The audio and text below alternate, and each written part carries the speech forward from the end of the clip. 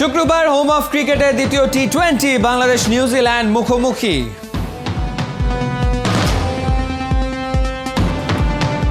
Spin wicket হওয়াতে আর আমাদের pace বলে বেশি সুবিধা হয়েছে, বল বেশি কাটারটা বেশি ধরতেছে অন্যান্য উইকেটের তুলনায়। ক্রিকেটারদের কেন্দ্রীয় চুক্তি চূড়ান্ত, কাটার মাস্টার মুস্তাফিজের টেস্ট না খেলার সিদ্ধান্ত।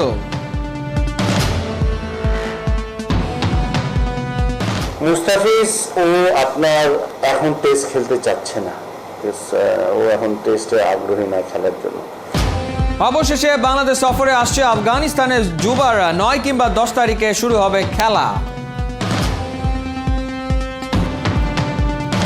ফুটবলারদের উৎসাহ যোগাতে কিরগিজস্তানে বাফুফের সভাপতি রোববার বাংলাদেশ প্যালেস্টাইনের মুখোমুখি। সাতক্ষীরার ক্রীড়াঙ্গনে বিরাজ করছে হতাশা। 3 বছর ধরে হয় না কোনো প্রতিযোগিতামূলক খেলা। খেলোয়াড় প্রফেশন থেকে চেঞ্জ হয়ে তারা অন্য প্রফেশনে চলে গিয়েছে, কারণ কোনো খেলা নাই, কোনো ইনকাম সোর্স নাই।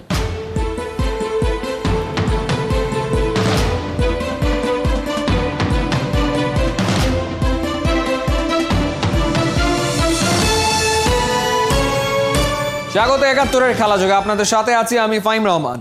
বাংলাদেশ দলের হিসেবটা একেবারে সোজা। নিউজিল্যান্ডকে বাকি 4 ম্যাচে উড়িয়ে বুকটা উঁচু করেই যেতে চায় ওমান আর UAE-তে। টি-20 বিশ্বকাপে ঝড় তুলতে চায় মরুর বুকে। দ্বিতীয় ম্যাচের আগে আত্মবিশ্বাসী মোহাম্মদ সাইফুদ্দিন। তবে সিমিং অলরাউন্ডারের আক্ষেপ, মিরপুরের উইকেটে পেসাররা পুরোপুরি ফায়দা না পাওয়ায়। 5 ম্যাচের টি-20 সিরিজের দ্বিতীয়টা শুক্রবার, খেলা শুরু বিকেল 4টায়। সাইফুল রূপকের রিপোর্ট।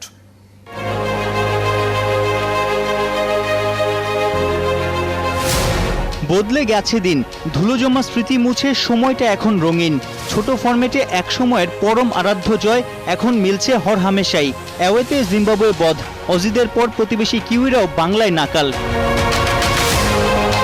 টি-20তে শেষ 9 ম্যাচে 7 জয়, 10 থেকে 7-এ র্যাঙ্কিংয়ে বাংলার বড় লাভ।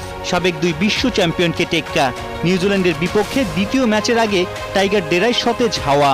টি-20 এমন একটা গেম, আসলে এখানে কে ফেভারিট বলাটা খুবই মুশকিল, কারণ বিশেষ করে ব্যাটিং ফ্রেন্ডলি উইকেটে যখন খেলা হবে, যেদিন যে ভালো খেলবে, যার ব্যাটে বলে ভালো টাচ থাকবে, সেই জিতবে। তো এই জন্য কনফিডেন্সটা খুব ইম্পর্টেন্ট। আর বিশেষ করে আমরা মাশাআল্লাহ লাস্ট কয়েকটা ম্যাচ টানা জয়ের ধারায় আছি। তো ইনশাল্লাহ আমরা আরও নিজের সাথে বাকি 4টা ম্যাচ যদি জয়ের ধারা অব্যাহত রাখতে পারি, তো ইনশাল্লাহ আমরা সামনে ওয়ার্ল্ড কাপের কোয়ালিফায়ার ম্যাচ থেকে শুরু করে গ্রুপ পর্বের সব ম্যাচগুলো ভালো কাজে দিবে। স্লোয়ার টার্নিং, মিরপুরের 22 গজ স্পিনারদের স্বর্গ। অমন পিচে সাকিব, নাসুম, মেহেদির সাথে পাল্লা দিয়ে ছুটছেন মুস্তাফিজ, সাইফুদ্দিন। শেষ 2 ইনিংসে সাইফের দখলে 5 উইকেট। স্বস্তির ও পিঠে আছে আক্ষেপও। স্পিন উইকেট হওয়াতে আর আমাদের পেস বলে বেশি সুবিধা হয়েছে, বল বেশি কাটারটা বেশি ধরতেছে অন্যান্য উইকেটের তুলনায়। তো যার কারণে আমরা অ্যাডভান্টেজটা পাচ্ছি। উইকেটের কন্ডিশন অনুযায়ী, বিহেভিয়ার অনুযায়ী আমরা বল করার চেষ্টা করি। যদি পরে ম্যাচ যদি উইকেটটা একটু বিহেভিয়ার চেঞ্জ হয়, তখন আমরা হয়তো বা পেস বা ইয়র্কার বা স্লো বাউন্সার, ওয়াইড ইয়র্কার এসব দিকে যাব। দ্বিতীয় ম্যাচের আগে বৃহস্পতিবার হোটেলে বিশ্রামে 2 দল। 4 দেয়ালের মাঝেই বাংলাকে রুখে দেওয়ার ছকে গেছে অতিথিরা। কিউইদের জন্য আশার সঞ্চার। করোনা নেগেটিভ হয়ে স্কোয়াডে ফিরেছেন hard hitter opener Finn Allen. Saiful Rupak, 71। অস্ট্রেলিয়া বধের পর নিউজিল্যান্ডের বিপক্ষেও আগ্রাসী জয় শুরু। বিশ্বকাপের প্রস্তুতি নিয়ে দুশ্চিন্তা কাটছে না তবু। ওমান কিংবা দুবাইয়ে টাইগাররা বিপাকে পড়বে না তো? সময় কম, সিরিজের শেষ 4 ম্যাচে সেরা প্রস্তুতি নেওয়া কি সম্ভব? স্ট্র্যাটেজি বা কি হওয়া উচিত? 3 সহকর্মী রিয়াসাত আজিম, নাহিয়ান বিন জসিম আর সাইফুল রূপকের বিশ্লেষণ।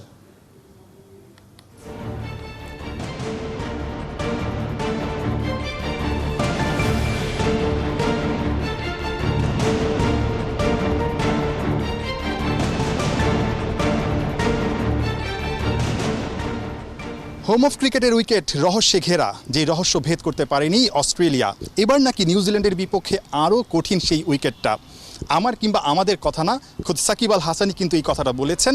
এবং আমি যখন কথা বলছি তখনও কিন্তু ঝিরিঝিরি বৃষ্টি পড়ছে এবং উইকেটটা কাভারে ঢাকা। রিয়াসাত, যে অবস্থা দেখছি তাতে কিন্তু উইকেটের চরিত্র পরিবর্তন হওয়ার খুব বেশি সম্ভাবনা নেই। বিশ্বকাপের আগে বাংলাদেশের প্রস্তুতিটা কি ঠিকঠাক হচ্ছে? একদমই প্রস্তুতি ঠিকঠাক হচ্ছে না। বাংলাদেশ আলটিমেটলি বিশ্বকাপের প্রস্তুতি নিতে চায় নাকি হচ্ছে ঘরের মাঠে ডমিনেট করে অন্য দলের বিপক্ষে জিততে চায়, এই দুই প্রশ্নের উত্তরটা ম্যানেজমেন্টের কাছে থাকাটা খুব বেশি জরুরি। কেন আমাকে নিউজিল্যান্ডের মতো একটা তৃতীয় সারির দলের, যেহেতু যে দলটা আসছে এটা মূল দল না, সেই দলের সাথে আসলে এরকম উইকেটে অ্যাডভান্টেজ নিয়ে খেলতে হবে? বিশ্বকাপে বাংলাদেশ যদি ভালো করতে চায়, সিগনিফিকেন্ট পারফরমেন্স করতে চায়, ডেফিনেটলি বাংলাদেশের টিম ম্যানেজমেন্টকে স্পোর্টিং উইকেটে খেলতে হবে, ক্রিকেটারদেরকে সেটার সাথে ধাতস্থ করতে হবে। এখন প্রশ্ন আসছে যে কনফিডেন্সটা অনেক ক্ষেত্রে অনেক বড় একটা টনিক হিসেবে কাজ করে। বাংলাদেশ দল কিন্তু অলরেডি কনফিডেন্ট, অস্ট্রেলিয়াকে হারিয়েছে, নিউজিল্যান্ডের বিপক্ষে লাস্ট ম্যাচটা জিতেছে, এর আগে জিম্বাবুয়েতে গিয়ে ভালো খেলে এসেছে। সো এই জায়গায় কোনো কারণে বাংলাদেশ ধরেন স্পোর্টিং উইকেটে খেলে নিউজিল্যান্ডের বিপক্ষে যদি সিরিজটা হেরেও যায়, ব্যবধানটা যদি 5-0 না হয় 3-2 হয়, এটা থেকে খুব বেশি আত্মবিশ্বাসে ঘাটতি হবে?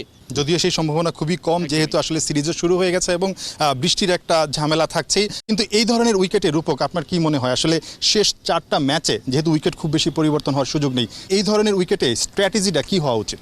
নিউজিল্যান্ড যদি আগে ব্যাটিং করে, টার্গেটটা যদি ছোট হয়, টিম ম্যানেজমেন্ট চিন্তা করতে পারে যে ব্যাটিং অর্ডারটা চেঞ্জ করে সবাইকে যেন কনফিডেন্টটা গেইন করতে পারে।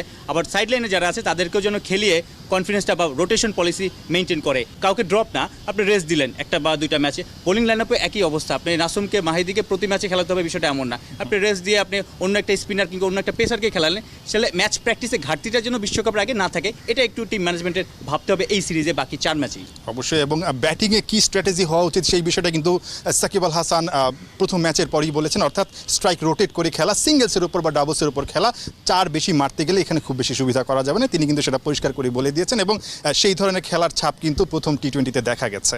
নাহিয়ান বিন জসিম, 71, শেরেবাংলা জাতীয় ক্রিকেট স্টেডিয়াম, ঢাকা।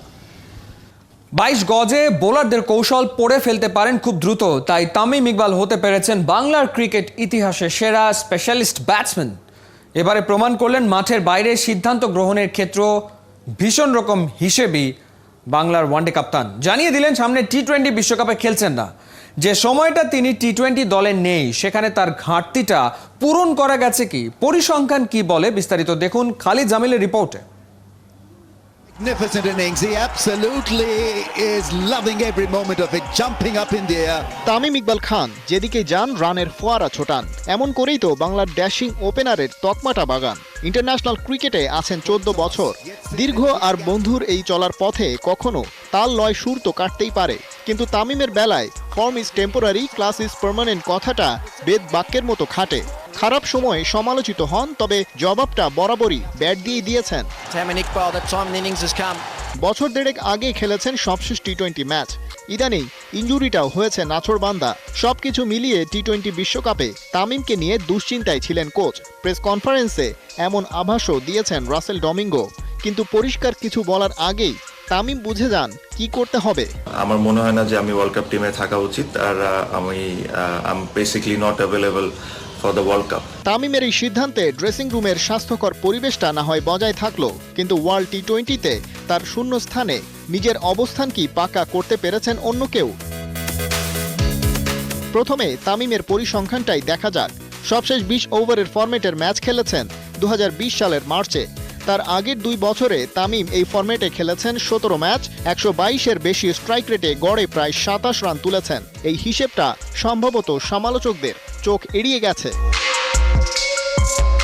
তামিমের না খেলা সময়টায় মোট 4 জনকে টি-20 ফরম্যাটের ওপেনিং স্লটে খেলিয়েছে টাইগার টিম ম্যানেজমেন্ট।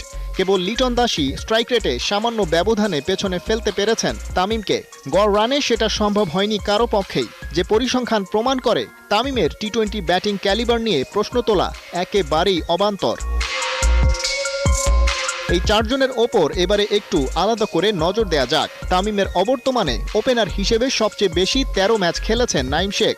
রানের দিক দিয়েও এই সময়ে সবচেয়ে এগিয়ে তিনি, কিন্তু স্ট্রাইক রেট আর গড় রান বলে দেয় আরও অনেক কিছুই প্রমাণ করার বাকি। নাইমের পরেই সৌম্য। 8 ম্যাচ খেলা এই ব্যাটসম্যানের এভারেজ হতাশা বাড়ায়। 4 ম্যাচে সুযোগ পাওয়া লিটন দাসের ব্যাটেই বরং মিলেছে কিছুটা স্বস্তির আভাস। ওপেনারদের ব্যর্থতার সময়ে শেখ মেহেদীকেও 1 ম্যাচে পরীক্ষা করা হয়েছে। বাকিরা জ্বলে উঠতে পারলে ওকে হয়তো এই পজিশনে আপাতত আর দরকার হবে না। কিন্তু ঘুরে ফিরে তামিমের অভাবটা এড়িয়ে যাওয়ার উপায় কই?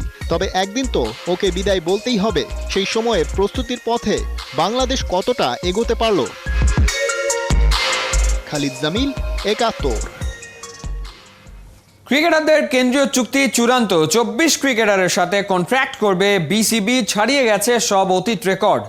আয়ের দিক থেকে সবার উপরে 3 ফরম্যাটে শীর্ষ ক্যাটাগরিতে থাকা সাকিব মুশফিক। মাসে আয় ৮ লাখ টাকার ওপর। এদিকে নিজ থেকে আপাতত টেস্ট না খেলার সিদ্ধান্ত নিয়েছেন cutter master Mustafizur Rahman. Cricket operations chairman Akram Khan জানিয়েছেন 4 অক্টোবর ওমান যাবে জাতীয় দল। রিয়াজাদ আজিমের রিপোর্ট। ছুটছে বাংলাদেশ অদম্য গতিতে। মিনস জিম্বাবুয়ে দিয়ে শুরু, এরপর অস্ট্রেলিয়া নিউজিল্যান্ডের বিপক্ষে শেষ 6 ম্যাচের 5টায় জয়ী টিম টাইগার্স।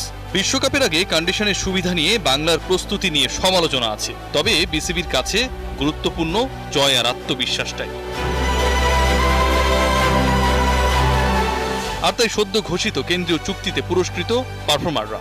24 ক্রিকেটার বিসিবির সেন্ট্রাল কন্ট্রাক্টে। নিকট অতীতে এত বেশি ক্রিকেটারের চুক্তিবদ্ধ হবার নজির নেই। সর্বোচ্চ ক্যাটাগরির ক্রিকেটারের বেতন মাসে 4 লাখ আর সর্বনিম্ন ৭৫,০০০ টাকা। বেতন বেড়েছে প্রায় ৩০%। সবচেয়ে বেশি আয় করবেন 3 ফরম্যাটে শীর্ষ ক্যাটাগরিতে থাকা সাকিব আল হাসান আর মুশফিকুর রহিম। মে থেকে ডিসেম্বর 8 মাসে দুজনের আয় ৬৪ লাখ টাকা করে। আমরা করেছি যে আপনার এই কোভিড সিচুয়েশনে আপনার আমাদের প্লেয়ার বেশি লাগে এবং আপনার অপশনটা আমরা বেশি রেখেছি। এক প্রকার বলতে পারেন যে এটা একটা ইনফ্যাক্ট ফাইন্যান্সিয়ালি একটু আমরা ওদেরকে স্ট্রং করার চেষ্টা করছি, যেহেতু যেন ওরা আরো মনোযোগী হয় ক্রিকেট। 3 ফরম্যাটে 5 ক্রিকেটার, কোন স্পিনার না থাকলেও আছেন 2 পেসার তাসকিন আহমেদ আর শরীফুল ইসলাম। কেন নেই মুস্তাফিজ? তিনি কি টেস্টের পরিকল্পনার বাইরে? মুস্তাফিজ ও আপনার এখন টেস্ট খেলতে চাচ্ছে না। ও এখন টেস্টে আগ্রহী না খেলার জন্য। ও যেটা বলেছে যে আপনার যতদিন আপনার কোয়ারেন্টাইন বা ভ্যারিয়েবল যেটা আছে সেটার মধ্যে টেস্টে কনসেন্ট্রেট করাটা ওর জন্য ডিফিকাল্ট বিধায় ও এখন টেস্টটা খেলতে চাচ্ছেন। এবং আমরা এটা খুব পজিটিভলি নিয়েছি যে যেহেতু হি ইজ ভেরি এফেক্টেড, মানে খুব ইম্পর্টেন্ট প্লেয়ার ফর টি20 এবং ওয়ানডেতে আমাদের জন্য। সো সে আলাপ আলোচনা করে এটা করেছে।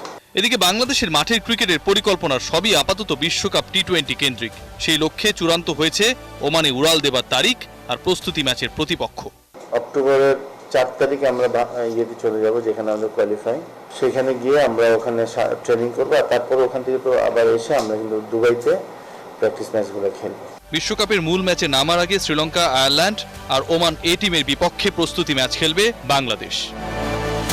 রিয়াসাদ আজিম, ৭১। 2022 বার্মিংহাম কমনওয়েলথ গেমস থেকে বাদ দেওয়া হয়েছে শুটিং আর আর্চারি ডিসিপ্লিন। ফুটবলারদের উৎসাহ যোগাতে কিরগিজস্তান গিয়েছেন বাফুফের সভাপতি কাজী সালাউদ্দিন। বড় বড় কয়েকটা সিদ্ধান্ত হয়েছে হকির কার্যনির্বাহী কমিটির সভাতে। আগামী ফুটবল মৌসুমে শেখ রাসেল ক্রীড়া চক্রে থাকছেন ফুটবলার আশরাফুল রানা আর আব্দুল্লাহ পারভেজ। উপলব্ধির রিপোর্ট।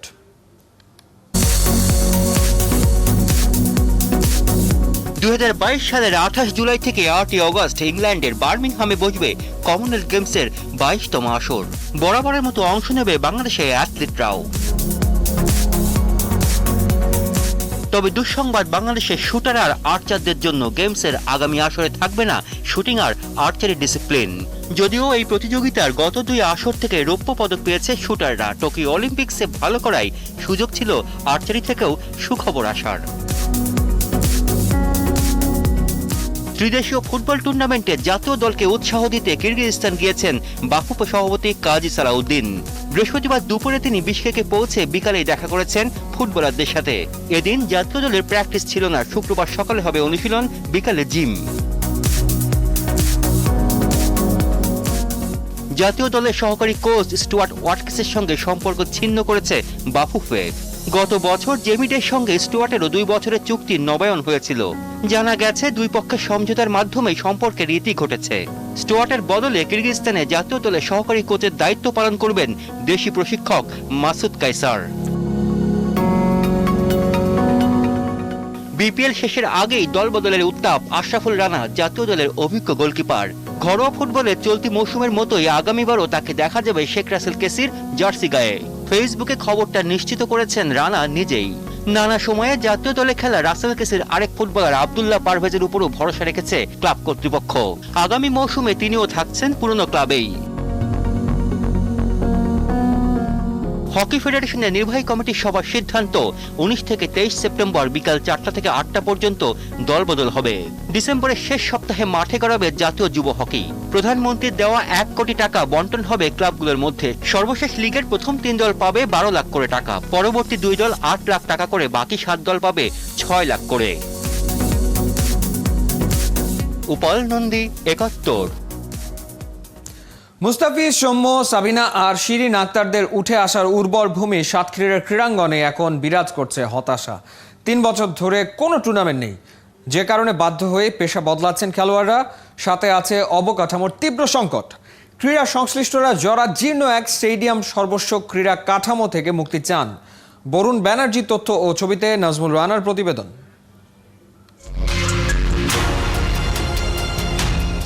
পাখির চোখে দেখা এই রূপ মাটিতে নামলেই হাওয়া, বাস্তবতা চোখে আঙুল দিয়ে দেখায় করুণ চিত্রপট। সাতক্ষীরার খেলাধুলার বেহাল দশাও হয়ে ওঠে আরো পরিষ্কার।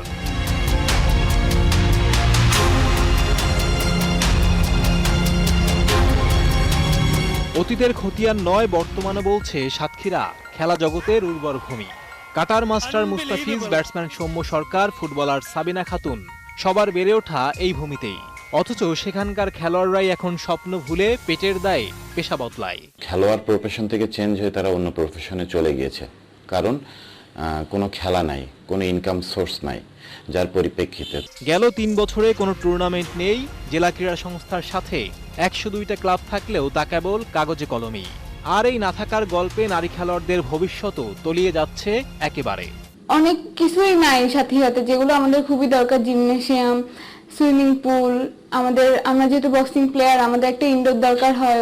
এক স্টেডিয়াম সর্বস্ব ক্রীড়া কাঠামো থেকে খেলা সংশ্লিষ্টরাও মুক্তি চান। নতুন অবকাঠামোর সাথে আশু সংস্কারের দাবিও জানিয়েছেন তারা। আমাদের একটা ক্রীড়া কমপ্লেক্স নাই, আমাদের একটা সুইমিং পুল নাই, আমাদের একটা ইনডোর স্টেডিয়াম নাই। আমরা যে কত অবহেলিত, আমাদের এখানে মাঠের সংখ্যা খুব কম। যদিও জেলা ক্রীড়া পরিষদ করোনাকেই বানিয়েছে নন্দ ঘোষ, সব দোষ চেপেছে মহামারীর মহারানীর ঘাড়েই। ফুটবল টুর্নামেন্টের আয়োজন করেছিলাম, খেলা শুরু হওয়ার ফাইনাল খেলাটাই শুধু বন্ধ ছিল, তার মধ্যে করোনা ভাইরাসের আক্রান্তের কারণে আমরা খেলাটা বন্ধ করে রাখি। করোনা প্যান্ডেমিকের সময় গত 1.5-2 বছর ধরে আমাদের ক্রীড়াঙ্গনটা একটু স্থবিরই বলা যায়, আমরা মাঠে যেতে পারছি না। দায় চাপানোর এই খেলায় বিকল্প মাঠে স্বপ্নের হাল চাষ করা এই খেলোয়াড়রাও হয়তো একদিন হারিয়ে যাবে, নষ্ট হয়ে যাবে সবকিছু। ক্রীড়া জগতের মোড়ল সেজে বসে থাকা হর্তাকর্তারা এসব কি দেখতে পান? তারা কি কখনো এদিকে নজর দেবেন? নাজমুল রানা, 71। শুক্রবার বিশ্বকাপের বাছাই পর্বে জমজমাট ম্যাচ। বাংলাদেশ সময় ভোর 6টায় ভেনেজুয়েলার মাঠে খেলতে নামবে কোপা আমেরিকার চ্যাম্পিয়ন আর্জেন্টিনা। 1 ঘন্টা পর সকাল 7টায় ব্রাজিল চিলি ম্যাচ।